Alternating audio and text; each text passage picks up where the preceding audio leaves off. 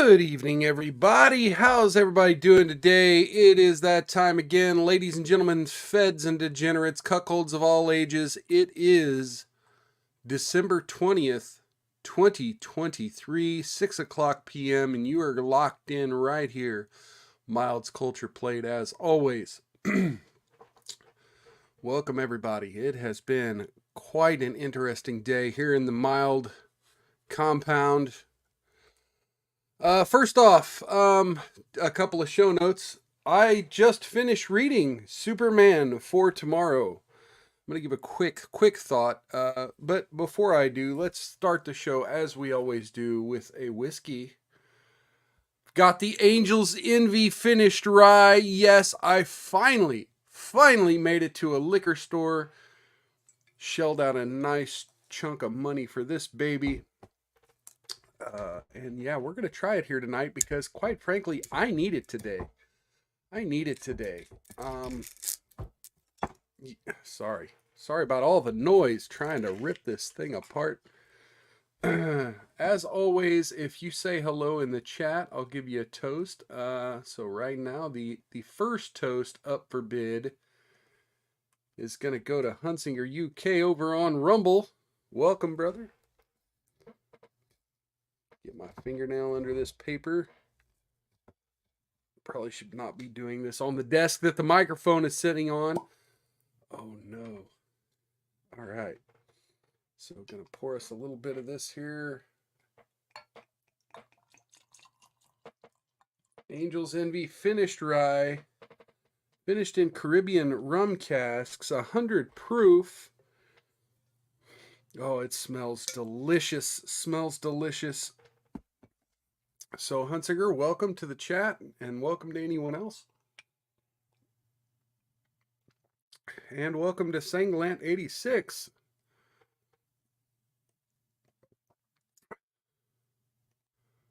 Who has a little preview of another news story we're going to be talking about. Sanglant86, thought be nimble, thought be quick, thought jump over the bed's headboard. Cheers, brother. We're going to be talking about thoughts. Oh, that is so smooth. So smooth. Oh, yes. And Hunsinger UK also says, me too, got a new bottle of Whistle Pig 10 year. They had that, and I almost bought it, but I've never had the Angel's Envy. I've had some of the cheaper Whistle Pig ryes, and so I figured I'd try the Angel's Envy first. Hunsinger UK. Oh, here, let me silence my phone while I'm at it. I think that did it. Hopefully that did it. Hunsinger UK also says, I think I read Superman for Tomorrow back when it was coming out weekly. Don't remember it, but I love Azzarello, so I'm sure I enjoyed it. Yes. So the modern version of this is all one book. I've got the old two little flimsy 2 books, but the new one's a thicker 1 volume and has the epic Jim Lee cover with Superman standing on the eagle statue. Oh, I've always wanted that.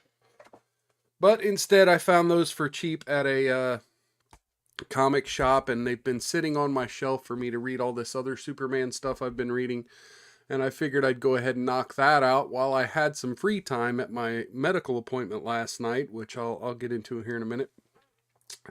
But yeah, for Tomorrow, essentially, Superman creates a pocket universe inside the Phantom Zone so that it can be an escape valve in case he and Lois need to escape the destruction of Earth.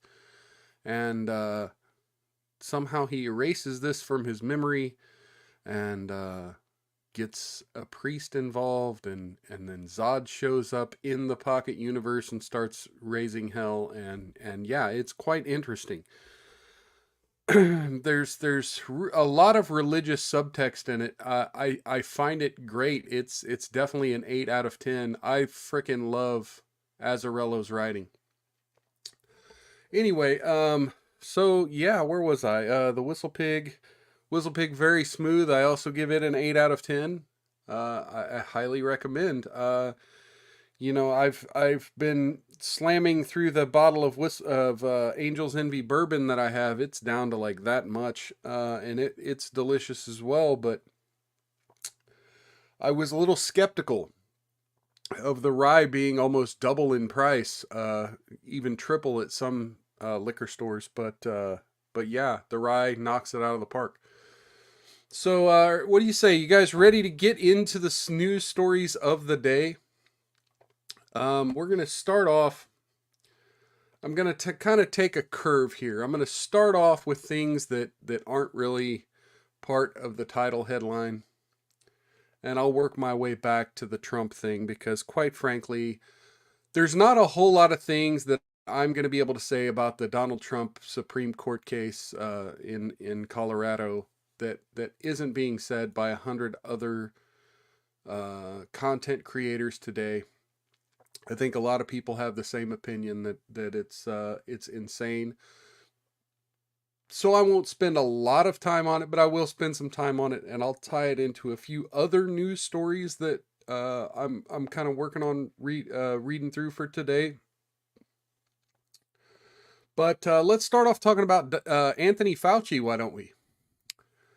So you remember all those times Anthony Fauci was in front of the Senate being grilled by Rand Paul and telling the Senate that, we didn't fund the Wuhan lab, we didn't fund gain of function research, and we didn't fund, all kinds of, crazy research into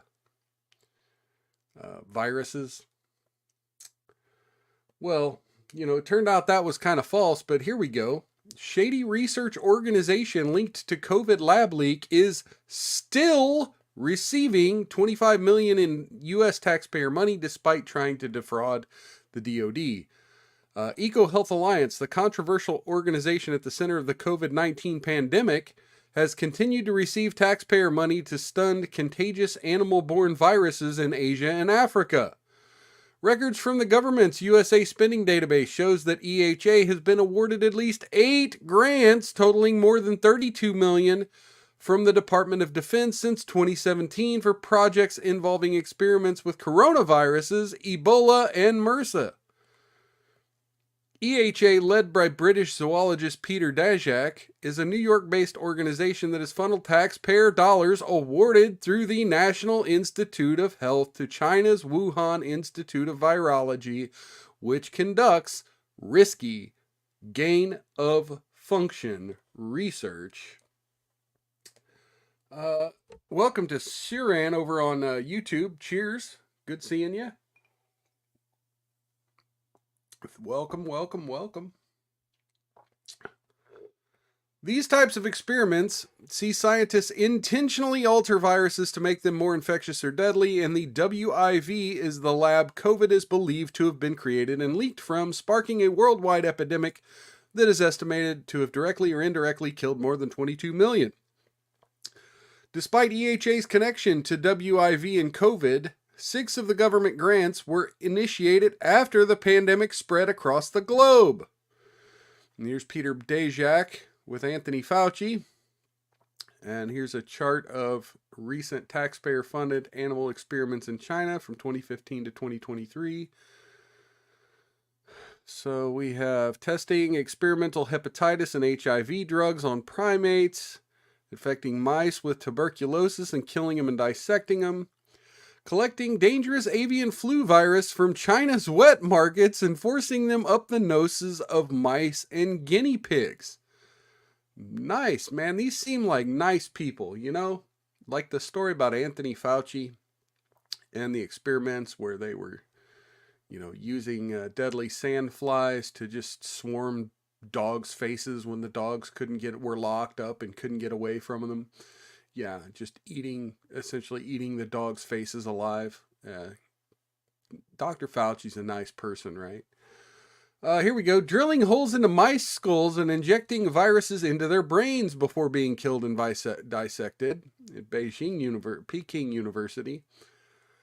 creating mutant malaria strains, injecting them into mice, and feeding the mice to starved mosquitoes. Oh, wow. Yeah.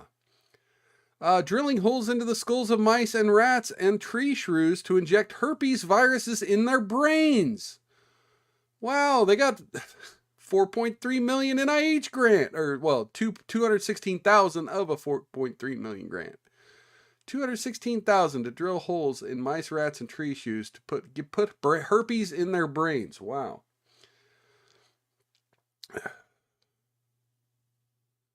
Cutting out baby mice brains and slicing them up for analysis. Oh, wow. Okay. So this is Shi Zhengli, dubbed the Bat Lady or Batwoman for her work on bat coronaviruses, investigated the possibility COVID could have emerged from her lab back in 2020, according to colleagues. Seems like a nice lady. Maybe when you guys want to wife her up, she totally doesn't have any communicable diseases that you know of, right? Additionally, documents released this week appear to show Daszak and several other researchers attempting to mislead the DoD in 2018 about efforts to conduct risky experiments in Chinese labs with more relaxed safety precautions than the labs in the United States. The experiments would have seen researchers engineer spike proteins, spike proteins, to infect human cells that would then be, quote, inserted into SARS-CoV backbones. Wow. The proposal, however, was not approved for grant money, and the research was not carried out using U.S. tax dollars. In a statement Tuesday, the EHA called the documents, quote, incomplete, and said the allegations are false based on misunderstanding of edits and comments on the document and based on misleading out-of-context quotations and a lack of understanding the process by which federal grants are awarded. Yeah, you just read the document wrong, right? It's not our fault. All 8 DoD grants were awarded to the EHA through the Department's Defense Threat Reduction Agency, DARPA, a branch of the DoD responsible for development of emerging technologies to be used by the military. One grant awarded before the pandemic ran between October 2017 and just ended in October 2023. It was given $6.5 million, and a description of the project said its goal was to understand the risk of bat-borne zoonotic disease emergence in West Asia. A grant from August 2019, scheduled to conclude in August 2024, was awarded $5 million with the goal of reducing the threat of Rift Valley fever, a viral hemorrhagic fever most commonly found in domesticated animals in sub-Saharan Africa, including cattle, buffalo, sheep, goats, and camels. The virus has the ability to jump from animal to human through blood, body fluids, and bites. Most people do not experience symptoms from the virus or may develop mild illness with a fever and dizziness. Rarer and life-threatening symptoms include excessive bleeding, eye disease, and brain swelling. 5 grants awarded after the COVID pandemic broke out between 2022 of June and 2020 of June and December 2022 involved studying high-risk animal-borne pathogens in African and Asian countries that cause deadly febrile and hemorrhagic illnesses such as Ebola virus, Marburg virus, Nipah virus, MERS, coronaviruses, and bird flu. They're slated to run through December 2025. One grant carried out from July 2021 to May 2024 is to predict the impact of biothreats through data and learning, but does not mention working with any viruses or animals. Dangerous research like that being carried out by EHA has scientists and politicians concerned about the possibility of sparking another pandemic. Because of these concerns, in September, the U.S. quietly shut down a taxpayer-funded $125 million project. Milloin, come on, get a copy editor. $1 million project that saw researchers hunting down new viruses. DeepVZN, pronounced Deep Vision, was launched in October 2021 with the aim of finding and studying novel pathogens in wildlife in Asia, Africa, and Latin America. While research was meant to prevent human outbreaks and pandemics, critics including Biden administration officials were afraid it could do the opposite and voiced their fears about the potentially, quote, catastrophic risks of virus hunting. Well, it's different when you're in San Francisco. Virus hunting has a different context there, right? The project was meant to run until 2026, but Deep Vision was shut down without a formal public announcement in July 2023. And here's countries where Deep Vision was hunting viruses: Vietnam, Thailand, Kenya, Senegal, and Peru. Deep VZN, which stands for Discovery Exploration of Emergency Pathogens Viral Zoonoses, was launched by the United States agent. They love their acronyms, right? There's nothing crooked federal people love more than a good acronym. Deep VZN, really. Launched by the United States Agency for International Development, also known as USAID. Get your AIDS, folks. In October 2021, and less than 2 years later, USAID officials informed members of Senate committees with jurisdiction over Deep Vision the program was being shut down. The premature closure of the project came abruptly and was privately relayed to Senate aides by the office of Atul Gawande, USAID's Assistant Administrator for Global Health. The news was buried in a congressional budget document hundreds of pages long. Imagine that. A congressional document hundreds of pages long. Read the bills, folks. And was discussed during interviews conducted with federal lawmakers and researchers. At its launch, USAID said the, quote, ambitious new project was meant to work with partner countries and the global community to, quote, build better preparedness for future global health threats.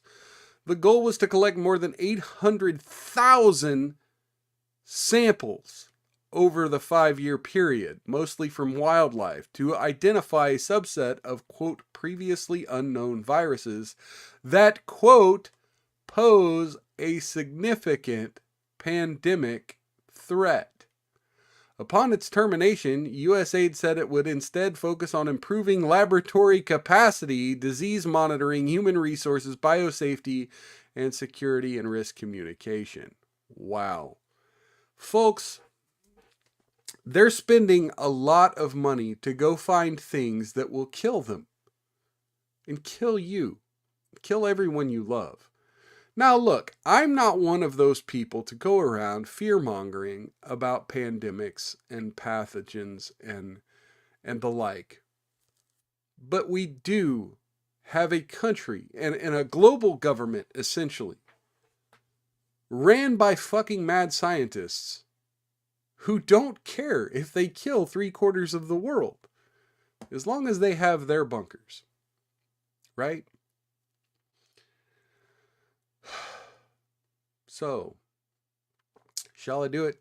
Shall I talk about Trump? I don't like talking about Trump, but it's the news of the day.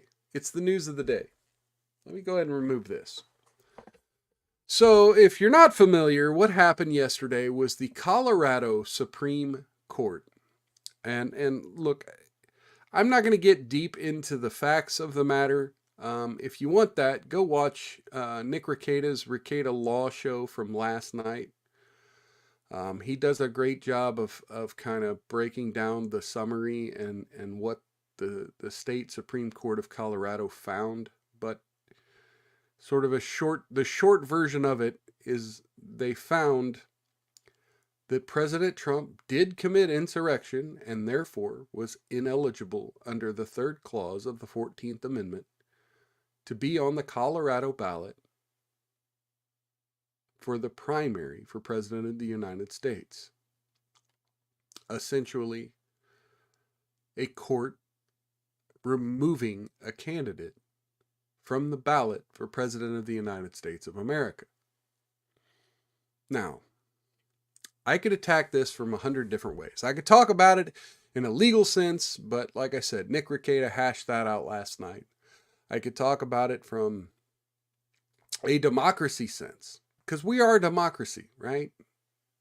We're a republic. Let me be very fucking clear. I hate the word democracy. We are a republic. We are meant to be representative, represented in our halls. We are not meant to have direct influence on our government, but we are meant to have a voice. Saran says, as we know, the third clause is how to get a treasonous ban reversed. And Hunsinger UK says, Viva did a short and sweet one too. Okay, well, so yeah, definitely. I always love when Viva Frei or Robert Barnes or both talk about these issues. You know, they're much more versed on the law. I like to talk about philosophy and morals. And so again, yeah, we're a republic. We're meant to have our voice represented in government. And one of the ways in which we do that is by voting for an executive who then appoints judges. And Colorado appointed judges, and that judge has decided that, well, they can't vote for one of their executives. They just can't. Now, you combine that with what's going on in Florida, where the DNC has just decided they're not going to have a primary. That they're essentially going to have a primary, but there's only going to be one candidate on their ballot in Florida. They're not going to allow anyone else to run in the Florida Democrat primary. All you get is Joseph Robinette Biden. Now, if Trump can't be on the primary in Colorado, then obviously he's not going to be on the ballot for the general election. I mean, essentially, what are you going to have if the other 5 candidates or 6 candidates in the Republican primary that are still out there? I'm sure there's probably more like 9, but only 5 that I don't know how many are registered in the state of Colorado. But what are you going to do if all those other candidates drop out? You literally going to have just Joe Biden on the Colorado ballot? You know, I've seen a lot of people throw around the term banana republic over the last 24 hours. And let me just say, they have a point. When you're using courts and not the marketplace of ideas, but the marketplace of procedure, to go after your political enemies, we've reached a dangerous crossing point here in America. And the fact that Democrats are widely cheering this on. Let me show you this tweet from Ed Krasenstein.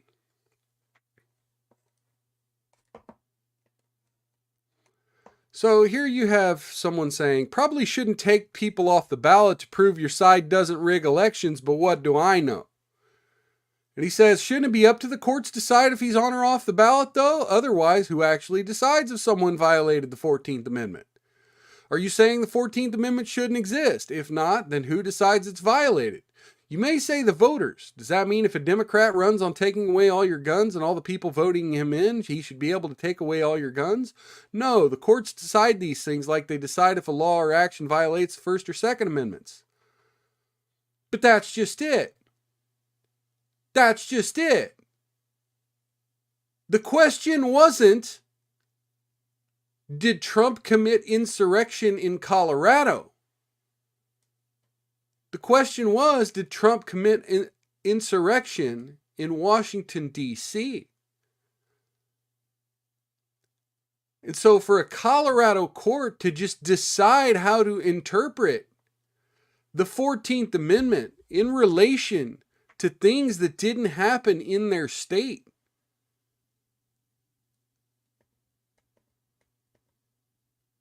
they're not deciding their own law. Shouldn't it be up to the courts to decide if he's on or off the ballot? Well, first off, let me just say, no, it shouldn't. It shouldn't unless there's a dispute. And quite frankly, I guess there was a dispute. There were allegedly 8 Republicans Who filed this lawsuit?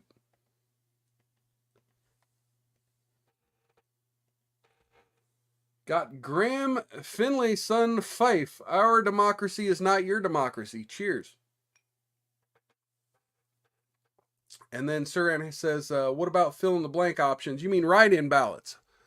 Well, most states have a provision that if you're disqualified, you have to declare eligibility even as a write-in candidate. And so if you're not eligible to be on the ballot, then they won't count any votes in a write-in ballot.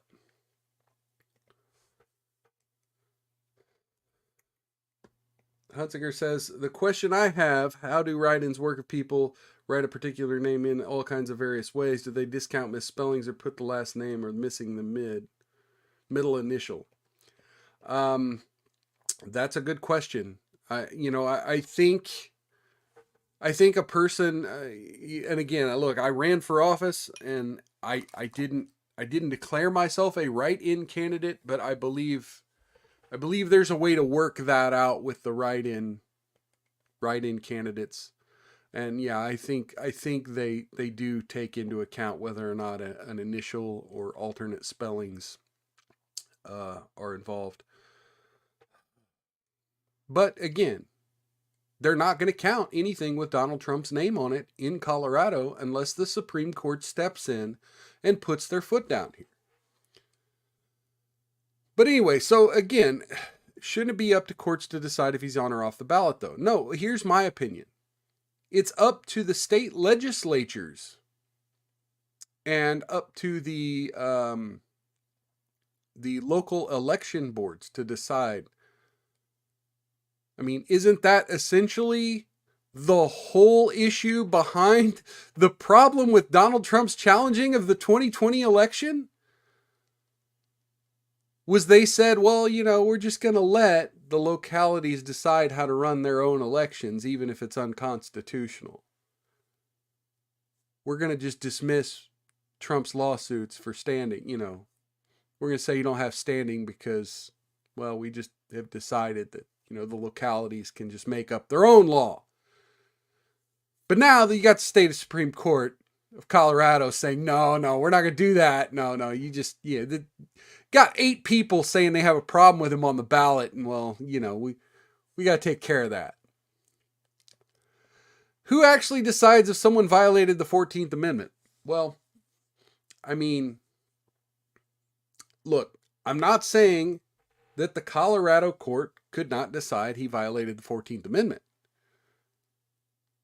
But I think you would have to have a criminal conviction related to insurrection. And it has to be within the bounds of the language of the 14th Amendment, which I don't believe the president is. Again, see Nick Rekieta's video last night, where he goes deep into the language of the 14th Amendment. But yeah, I think the Colorado Supreme Court could decide if someone violated the 14th Amendment, but they would have to decide it under Colorado law. They would have to determine it through Colorado law. Sorry, I clicked the wrong thing there for a minute. So again, when your candidates aren't allowed to be on the ballot, do we have a banana republic? Let's go to Fox News. Critics of Colorado's Trump ballot ban comparable to Federates, says New York Times writer.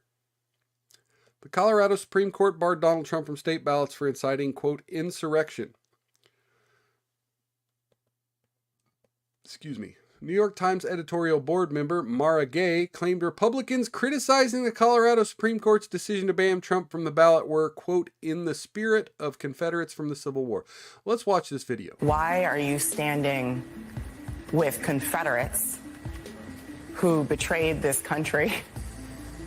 And this is what they're standing with, is the spirit of those Confederates rather than the Americans who came together after a long and brutal civil war that was fought to keep the Union together, and clearly saw a threat in ex-Confederates running for office. So much so that they amended the Constitution to prevent. So again, you're making the conclusion without making the argument. We're just deciding Trump did insurrection without talking about what insurrection actually is, and then just saying, oh, well, he's a Confederate. And everyone who supports him is now a Confederate.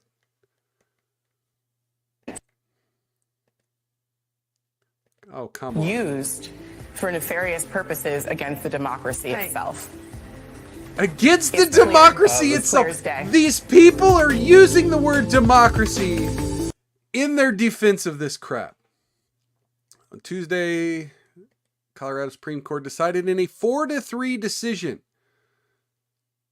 4-3 split to ban former President Trump's name from being on the ballots. Let's see, is there anything important to read about this?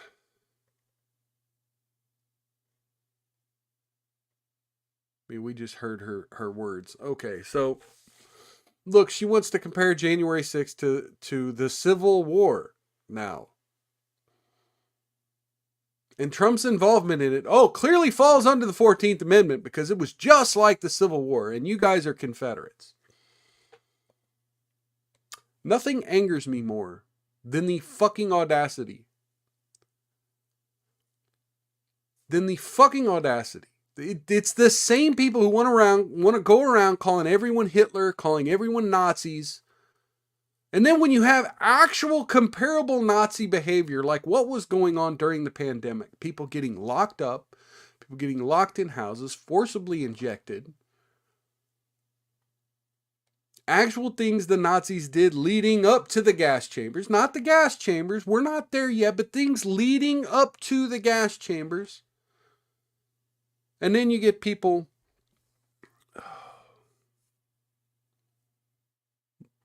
like Roseanne,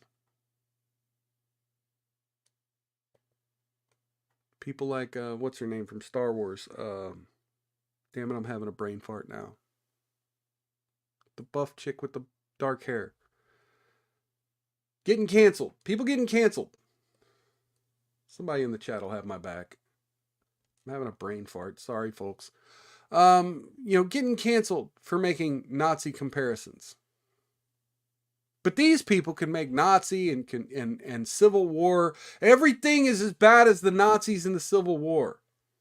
Yeah, Hunsinger says Cara Dune is a character. I just can't. Gina Carano, thank you. Gina Carano, thank you, Hunsinger. Cheers, man. Another toast to you. Republicans should start engaging in retaliatory lawfare to even the score. I meant to bring this one up. I had these in the wrong order. I meant to bring this one up before this last one. Check this out. Republicans float booting Biden off a state balance after the Trump ruling. What's good for the goose is good for the gander. Now, again, I'm equally as outraged. I mean, we don't do this. We shouldn't fucking do this. This shouldn't be the score. But you know what? If the enemy pulls a gun, we don't pull a knife. We don't pull a knife. We pull a gun. We shoot you back. Some Republicans officials outraged by the Colorado, and this is a New York Post, by the way. Some Republicans outraged by the Colorado Supreme Court's decision to boot Donald Trump off the state's primary ballot have suggested doing the same to President Biden in their states. Trump was disqualified by a 4-3 decision on Tuesday after the Centennial State's highest court concluded that blah, blah, blah constituted overt, voluntary, and direct participation in insurrection by his supporters at the U.S. Capitol. Many Republicans piddling tit-for-tat idea suggested it as a thought experiment to give Democrats a taste of their own medicine than a serious legal undertaking. See, this is the thing. Okay, yeah, Hunsinger said it'd be stupid to boot Biden off the ballot. But here, you see, they're not even serious about it. They're just saying, how would you like it if? Seeing what happened in Colorado makes me think, except we believe in democracy in Texas. Maybe we should take Joe Biden off the ballot in Texas for allowing 8 million people to cross the border since he's been president, disrupting our state far more than anyone else has done in recent history, Lone Star State Lieutenant Governor Dan Patrick told Fox News' Lauren Ingraham Tuesday night. While condemning the Colorado decision, Governor Ron DeSantis pondered aloud what the limiting principle would be for that policy. Could we just say that Biden can't be on the ballot because he let in 8 million illegals into the country and violated the Constitution? He asked Wednesday at a campaign event in Iowa. There it is. There's the tweet. I think the Supreme Court is going to reverse that, he said. They're doing all this stuff to basically solidify support in the primary for him, get him into the general, and then the whole general election is going to be all this legal stuff. What is absolutely wild about this opinion from the Colorado Supreme Court is that it contains no limiting principle, former Trump attorney Jenna Ellis posted on X, and this is it down here. Republicans should immediately file suit in Colorado to remove Biden from the ballot, citing his failure to secure the border. And again, it's all about the border. You know, how about all the other, and here's just Republican after Republican demanding Biden be taken off of ballots. And again, they're all joking. And here's the 4 justices circled who voted to remove Trump from the ballot. Every Republican state AG should be filing to remove Joe Biden from the ballot this morning. The insurrection and blood at the southern border is on him, commentator Gunther Eagleman said. And so again, the question is now a state has found Trump essentially guilty without a trial of committing insurrection, which means now other states can use the ruling possibly to boot Donald Trump from their own ballots. That's the dangerous thing here. It sets precedent. So again, back to the previous article, speaking of Confederacy, the Biden administration has removed the 109-year-old Reconciliation Memorial in Arlington National Cemetery. Folks, they want to erase history. They want to erase what happened. Oh, look, somebody shared this meme down in the comments. Yeah, folks.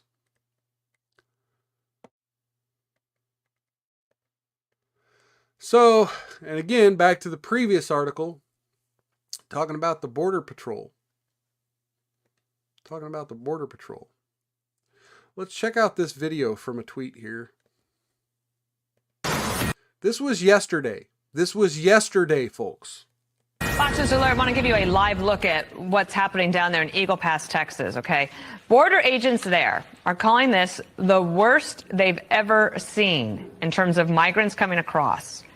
And these images... Yeah, you have to be careful advocating for stuff like that. I just want to say you have to be careful advocating for stuff like that because, yeah, you come off as uniparty. You're legitimizing the opponents. But at the same time, like I said, you got to be careful how you advocate for it. You know, it has to be a philosophical discussion. And you have to have the lawyers on standby ready to do it. But again, you got to be careful not to legitimize it, especially if it's about to go up for the Supreme Court. Images are just incredible. You'll remember. So look at all these people. Look at all these people waiting to get processed and released into the United States. They said some of these people are getting court dates 8 years out. They just get to walk around free in our country for 8 years without being, really, really processed. And most of them are just military-age men. Before the left gets you to cry on your own shoulder about how these are refugees and families escaping dangerous oppression in their own countries. Yeah, well, no, they're mostly, 20 to 30-year-old men in their 20s and 30s. by themselves with backpacks and phones. Yeah. Trying to get on the train last week. The people that got on the there train, was the video of the train last week. Who those people are right now that are this sitting is them. outside Eagle Pass waiting to get processed. The Border Patrol is completely overwhelmed, and they say they are 260% over capacity at this point, and that's before all of these others come through. Okay, so they said there was like in one day there was like 9,000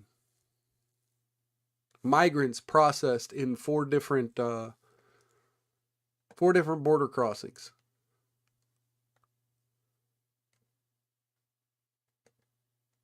Go ahead and remove that. Remove that. Sorry, I just want to clean up my tabs here so that I know what I've covered and what I haven't here. Let's do this one. While we're on the subject of immigration. Border Patrol must stop cutting Texas razor wire, appeals court says. So here we go. The Fifth Circuit ruling is a win for Paxton and Abbott in Texas and a setback for the Biden administration. So, Abbott, Governor Abbott in Texas. If you were following this story, we covered it here on the show a few months back. Governor Abbott in Texas first tried to put the buoys over the river with the razor blades to discourage people from coming across the river and across the border. When that was struck down by federal courts, when that was challenged by the Biden administration, why is our federal government stopping their laws from being enforced? I don't know. When that was challenged, well, then they decided to, it was determined they had to take down the buoys. So then they started installing razor wire along the banks. Well, just as quickly as they were installed, United States federal government Border Patrol was ordered to remove the razor wire that Texas was installing on its own border. And now, Governor Abbott and Ken Paxton, Attorney General, have now got a win. Again, this is the Dallas Morning News up here. Now have a court win in the Fifth Circuit. An appeals court ordered the Border Patrol on Tuesday to stop cutting razor wire installed by Texas, handing a win to state officials as the surge of migrants hits unprecedented levels. The ruling reverses a lower court order allowing federal authorities to remove the sharp fencing at will, infuriating Governor Greg Abbott, who has deployed the massive resources to tighten security along the Rio Grande. State Attorney General Ken Paxton sued the Department of Homeland Security and accused its agents of illegally destroying state property. Woo! Ken Paxton. I don't always love you, but I love you right now. The ruling applies to 29 miles of wire installed in Maverick County, which includes Eagle Pass, where tens of thousands of migrants have arrived this week. An overwhelming surge that prompted federal authorities to shut down an international rail crossing to free up personnel. Yeah, we can't even get our trains across because we need those Border Patrol agents to rubber stamp all the illegals coming across. The 19-page ruling is focused mostly on whether a state has a right to sue the federal government in this case. It does, the judge said. The ruling also suggested that rather impeding federal law enforcement, Texas action supplemented it. Imagine that. Texas has a right to help enforce federal government law, even when the feds try to make them stop. There is, quote, substantial public interest in having governmental agencies abide by the federal laws that govern their existence and operations, the court wrote, citing an earlier case. Razor wire is one of the many tools Abbott has used as part of his $10 billion Operation Lone Star, the state's effort to address a border crisis that Republicans blame on lax enforcement by the Biden administration. On December 1st, a different three-judge panel of the New Orleans-based Fifth Circuit Court of Appeals handed a major defeat of Abbott, ordering a removal of a 1,000-foot buoy barrier, I mentioned that, the state installed on the river to deter migrants. Texas and federal authorities agree that the concertina wire must be cut in case of emergency to save a migrant from drowning, for instance, or when officers witness an assault on the far side. We're doing it to go rescue somebody, Texas DPS Safety Director, Department of Public Safety Director, Colonel Steve McCraw recently told Dallas Morning News. We're not doing it to allow a large number of migrants to enter between ports of entry. We want them to go to the ports of entry. He and other state officials say federal agents have removed concertina wire simply to let migrants enter the United States and sometimes without notification. On October 30th, federal judge Aaliyah Moses of the Western District of Texas, that's got to be a woman, right? Issued a temporary order barring Border Patrol agents from destroying, damaging, or removing razor wire that Texas has installed along the border except in emergency. Maybe not. Maybe it's not a woman. Oh, yep, yeah, it is a woman. She found that, as Texas asserted, Border Patrol sometimes cuts the concertina wire, quote, for no apparent purpose other than to allow migrants easier entrance further inland. This was a temporary win for Texas, but a month later the judge issued a new order, this time siding with the same judge, agreeing that federal authority preempts state authority at the border. Tuesday ruling came from a panel of 3 judges, all named to the bench by Republicans. Katharina Haynes, appointed by George W. Bush, and Don Willett and Kyle Duncan, both appointed by Donald Trump. Judge Moses is also a Bush appointee. The Fifth Circuit is among the most conservative federal appeals courts. The panel on the Buies case included judges named by Democratic presidents, both whom sided against Texas. Texas is appealing that ruling. Okay. We still live everywhere? Y'all have been quiet. Y'all got quiet. Okay. What do we got? Okay, we got about 10 minutes left. The last of the reading news stories here. Last of the reading news stories. Check this out. From the New York Post. 2-year-old black girl cuffed by white child for Rosa Parks reenactment at a Florida daycare.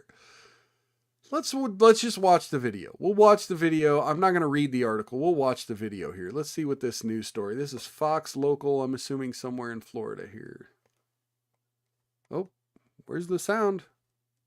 The attention of the NAACP. Parents claim their 2-year-old daughter was photographed with her hands behind her back during a role-playing lesson about Rosa Parks. Thanks for staying with us here at 10. I'm Luann Sorrell. And I'm Hannah McKenzie. Now the NAACP is calling for an investigation into the Osceola County daycare. And a Fox 35 Osceola County daycare. The family speaking to Fox 35's Deborah Cho, who joins us now in studio. And Deborah, this family definitely hoping for some accountability. Yeah, they are. So this is actually that letter from the NAACP, and what it's basically telling is that wants the State Department of Family to be held accountable. It says that that letter saying that the young child was subjected to an alarming act of simulation where she was handcuffed and fingerprinted by a white peer. Fox 35 has actually seen this photo, but we are choosing not to show it. Oh, they're not going to show it.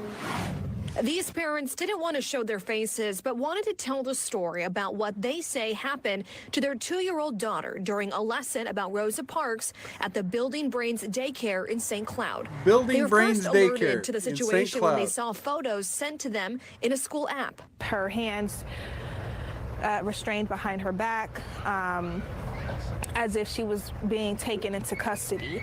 And then the next image. Did they use the N-word? Her hands being placed on a table. Did the as if other she was toddlers being use the booked. N-word? And the look on her face alone.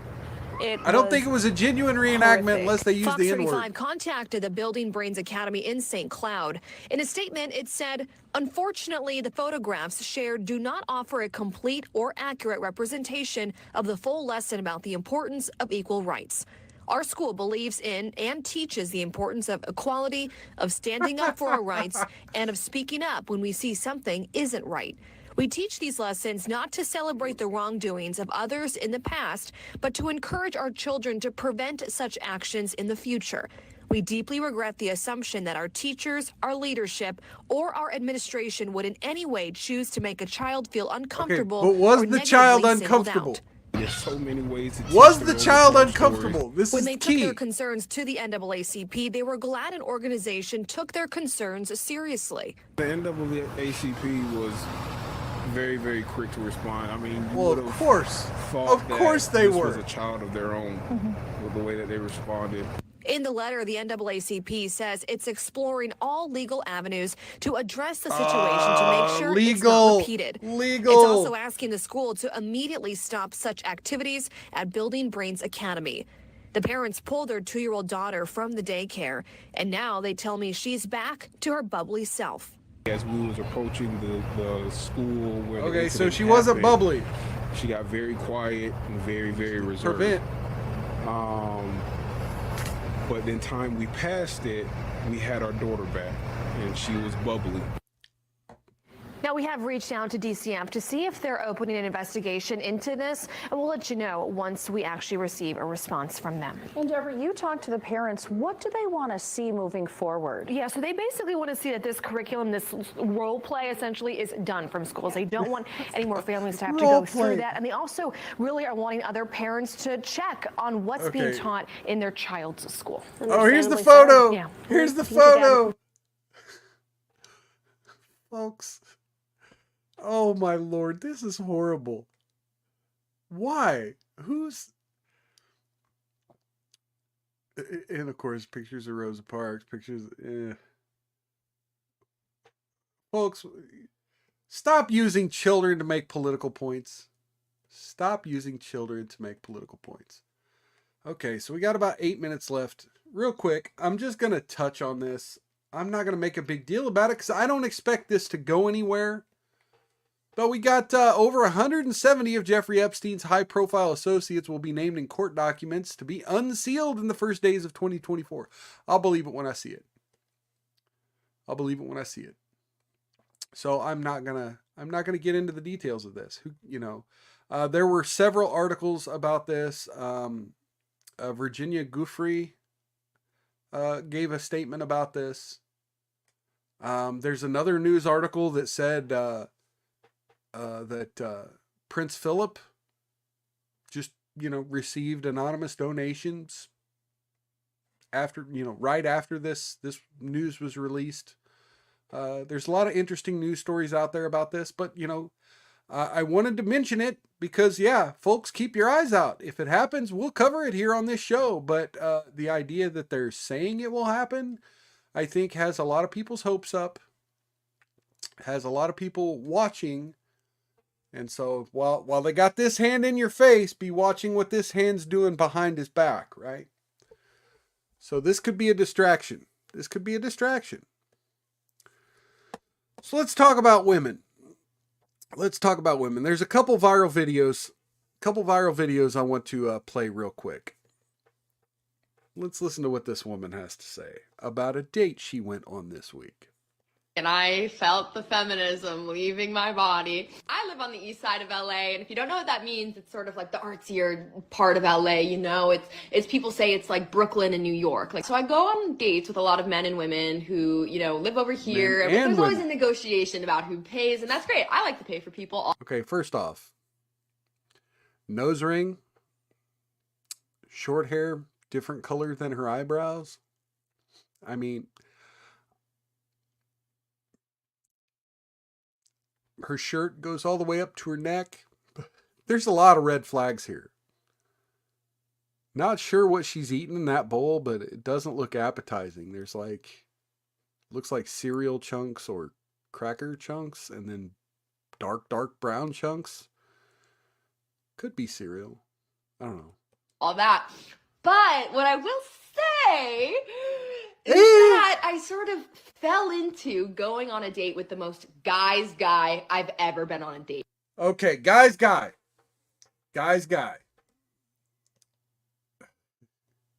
Roots that make it look like she's wearing a hairband and it's a cat bowl. Yes, Hunsinger. So let's hear her describe this guy's guy, right? with, and he's from West, Santa Monica. He's Santa a Monica, bro, right? bro. Guy's guy is usually not my type. Like, I cannot remember the last time that I went on a date with like a straight bro. You know what I'm saying? Wait, but it befell wait a me. minute. It Hold befell- on. Now, I get you being bisexual, but the last time you went on a date wasn't with, like, you don't go on dates with straight guys? Is that what you just said? It befell me in an organic fashion. Fell me in an organic fashion. So I'm on this date with this guy, and the thing about a guy's guy is he's putting his card down. He's paying for everything, and I really. Oh, so a guy's guy has a credit card you can exploit. Holy fuck. Why didn't you tell me? Why didn't you tell me all it takes to be a real man is to give a woman your credit card? Ugh. I swear this is some hidden knowledge that every single guy on the planet already frickin' knew. It sort of activated something feral in me. I'm not gonna lie. We went to like another. Oh, his money activated something feral in you. Oh. Guys, come on. She's not worth it.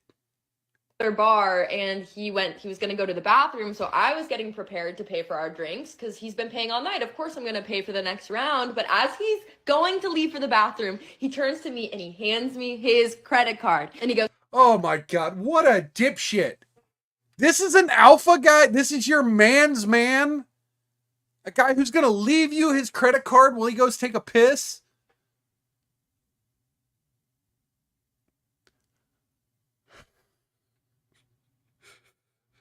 What gets passed for masculinity these days? The absolute shit that gets passed for masculinity these days. here's my card, get us whatever. So you could have got him a frou-frou apple teeny with pink rosé wine in it. Like, come on. And you're saying this is a guy's guy, a man's man. No, it's because he gave you the card and let you make decisions for him. This is a weak beta simp. It might be time for me to get away from all these, liberal snowflakes on the east side. What? Ah! If this is what gets passed off for a masculine conservative, I don't want any part of it. Don't want any part of it. But at least she's not as bad as this next woman. And this is going to be our last story of the day here. This woman, this went viral as well. Women should be paid to exist. Now, obviously, this is going to be the same bullshit take that we keep hearing over and over and over again, that women should get universal basic income for, having tits or whatever. This is going to be the same bullshit. But this went viral too, and a lot of people... Unpopular opinion, but I literally... Unpopular... Why? I wonder why it would be unpopular. I wonder why. Should be paid to exist. I know y'all are probably gonna be like, what? But no, follow me on this. Okay, so I'm trying. So again, shirt goes all the way up to the neck. No cleavage. And another nose ring. Same danger signals we saw in the last video. She doesn't even paint her nails. And look, her nails all chipped off right there. Our bodies literally create life, y'all. No, not really. Not really. What creates life is the joining of the cells of two reproductive cells, right? Your body nurtures the life and holds the life until you're ready to give birth. But you don't create life. No. You literally don't. Like, it literally takes another person to make that happen. As, unfortunately, way too fucking many of you dumb women. Like, that within itself, like, it beats any Don't seem to freaking get. invention that a man can come up with. Like, Oh, okay. So being able to just lay on my back like a starfish and take semen is way more valuable than electricity, self-defense, way more valuable than, you know, clothing to protect us from harsh weather, than cooking methods, than refrigeration to keep the masses from starving. Yeah, being able to spread eagle starfish, way better than any invention a man could ever come up with. Any tech company, like, no tech company can come up with a baby in my belly. I mean, but they like literally are right now. There are tech companies right now trying to make the artificial womb. And they're coming close. They're coming damn close. So one, that's why we should get paid. And then even women who... Okay, but that's why we should get paid. Okay. Well, how many babies do you have? 1, maybe 2. That's like 18 months worth of labor. And you think that entitles you to a salary for the rest of your life or for the next 18 months? You know, where does the salary stop? Where's the negotiating? Let's negotiate this salary. Let's say I agree with you. Let's say I say, okay, yeah. You carry a baby. Yeah, that's worth a salary. Negotiate what your labor is worth on that. Negotiate that with me. Oh, but no, we should just be paid to exist. You know, even though I'm not pregnant now, I should still just be paid to exist because I have the capability of being pregnant. And that's somehow better than fire, the internet, and refrigeration.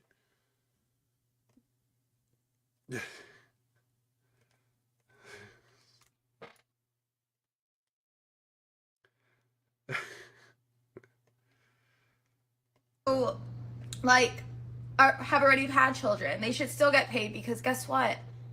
Like, the life of a mother, like, that's a whole job within itself. I literally... And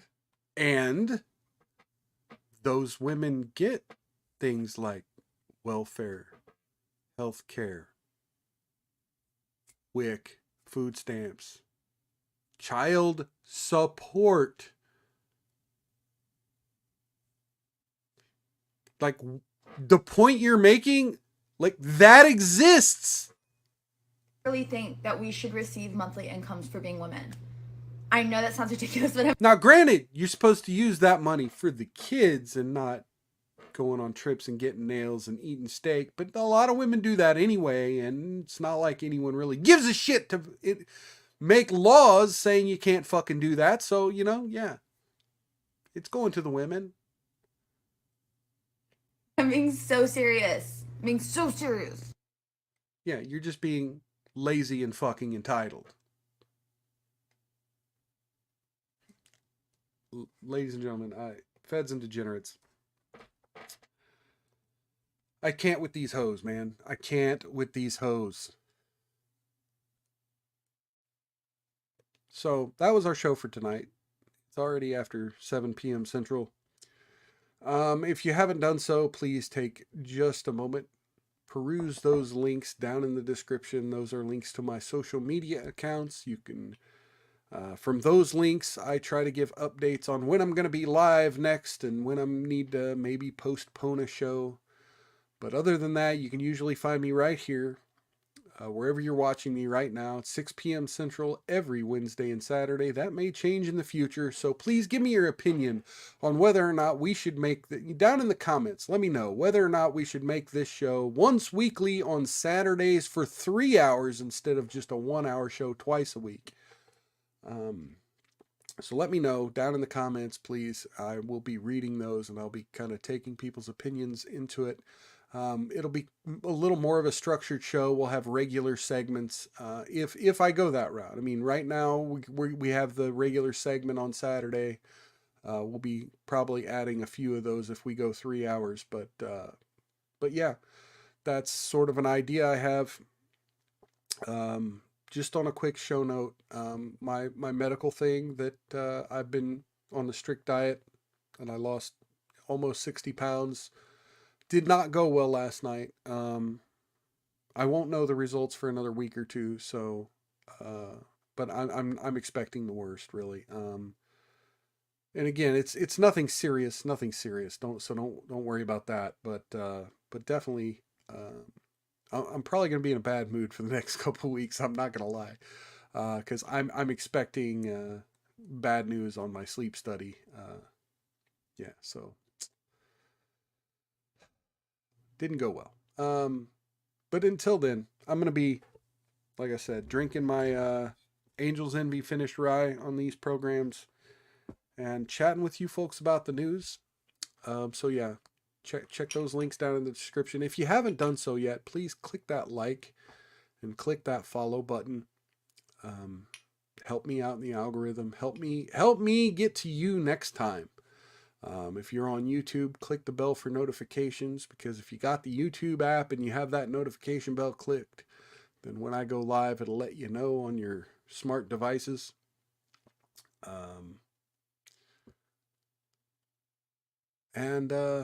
See, I think that's about it. So take care of yourselves. Take care of one another. Don't get any on you. Oh fuck, I forgot the outlast the haters. Always outlast the haters. Let me. Saran says, see you in locals, or Lovols, but I'm sure she meant locals. But yeah, outlast the haters. Don't get any on you. And if you do, rub that shit in real good. Catch you next time on Miles Culture Play. Take care, everybody. Good night.